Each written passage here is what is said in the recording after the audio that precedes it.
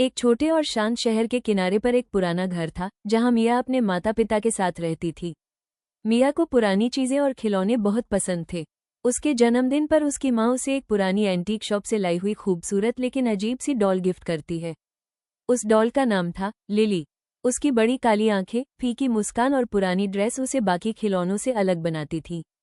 मिया को वो डॉल बहुत पसंद आ गई और वो उसे हर जगह अपने साथ रखने लगी। शुरुआत में सब कुछ सामान्य था, लेकिन कुछ ही दिनों बाद घर में अजीब घटनाएं शुरू हो गईं। हर सुबह लिली की जगह बदली हुई मिलती, जबकि किसी ने उसे छुआ भी नहीं होता। कभी वो सीढ़ियों पर बैठी दिखाई देती, कभी अंधेरे किचन में और कभी रात के समय मिया के कमरे के दरवाजे के बाहर खड़ी मिलती। धीरे धीरे घर का माहौल डरावना होने लगा। रात के समय ऊपर वाले कमरे से कदमों की आवाजें आने लगी, जबकि वहां कोई नहीं रहता था। कई बार मिया की मां ने महसूस किया कि कोई उन्हें अंधेरे से घूर रहा है। एक रात बिजली अचानक चली गई और पूरे घर में गहरा सन्नाटा फैल गया। उसी अंधेरे में मिया ने अपनी डॉल को कमरे के कोने में बैठे देखा, लेकिन इस बार उसकी आंखें अलग थीं। ऐसा लग रहा था जैसे वो उसे देख रही हो। मिया डर गई, लेकिन उसने किसी को कुछ नहीं बताया।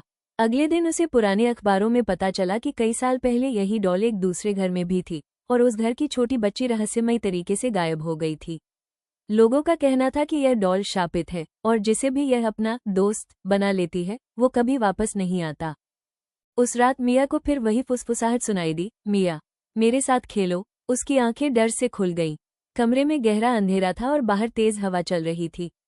दीवारों पर पड़ती बिजली की चमक पूरे कमरे को कुछ सेकंड के लिए रोशन कर रही थी।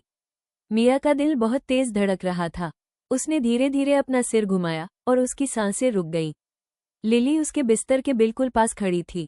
उसकी आंखें अब पूरी तरह काली हो चुकी थीं और उसके चेहरे पर एक डरावनी मुस्कान थी। ऐसा लग रहा था जैसे वो जिंदा हो। अचानक कमरे की लाइट्स अपने आप जलने बुझने लगी। दीवारों से धीमी हंसी गूंजने लगी। खिड़कियां जोर से खुल गईं और पूरा कमरा बर्फ की तरह ठंडा हो गया। मिया चीखना चाहती थी, लेकिन उसकी आवाज जैसे कहीं खो गई थी। तभी अंधेरे से किसी के कदम उसकी तरफ बढ़ने लगे। हर कदम के साथ कमरा और अंधेरा होता गया। फिर अचानक सब कुछ शांत हो गया। अगली सुबह मिया का कमरा खाली था। उसका कहीं कोई निशान नहीं था। बिस्तर पर सिर्फ लिली बैठी हुई थी, उसी ठंडी मुस्कान के साथ। पूरे शहर में हड़कंप मच गया। पुलिस आए, हर जगह तलाश हुई, पोस्टर लगाए गए, लेकिन मिया कभी नहीं मिली। उसके माता पिता टूट चुके थे, लेकिन सबसे डरावनी बात अब भी बाकी थी। हर रात वो डॉल धीरे धीरे अपना सिर दरवाजे की तरफ घुमाती, जैसे वो किसी नए इंसान का इंतजार कर रही हो। और फिर एक रात उसी कमरे से फिर वही धीमी आवाज सुनाई दी, क्या तुम मेरे साथ खेलोगे।